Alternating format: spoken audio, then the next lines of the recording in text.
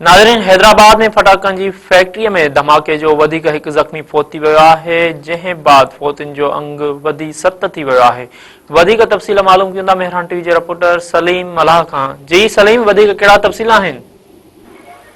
जी बिल्कुल ही लतीफ़ाबाद में पटाखनि जी जेका फैक्ट्री हुन में जेको ख़तरनाक धमाको थियो हुयो हुन में फौतुनि जो जेको अंग आहे उहो वधी 7 थी वियो आहे, जॾहिं त ज़ख़्मी मां 2 ॼणनि जी जेका हालत ॻणती जोगी हुई हुननि खे सिविल अस्पताल हैदराबाद मां कराची मुंतक़िल कयो वियो आहे।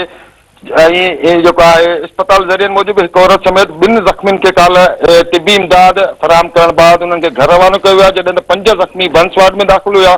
उन्हनि मां 2 जी हालत जेको आहे इंतहाई ॻणती जोगी आहे, हुननि खे कराची शिफ्ट कयो वियो आहे। बाक़ी 3 जेके ज़ख़्मी आहिनि सिविल अस्पताल ICU ऐं बंस वार्ड में इलाज हेठि आहिनि, जिन में 30 साला वकास मुश्ताक ऐं ॿिया शामिल आहिनि। ॿिए पासे धमाके में फौत थियल 7 ॼणनि जे लाशनि जी जेका कानूनी कार्रवाई मुकमल कई वई आहे।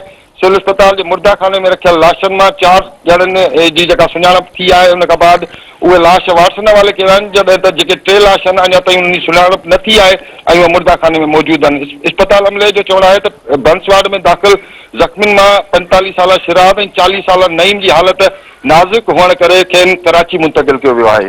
जी सलीम, अवां जी महिरबानी।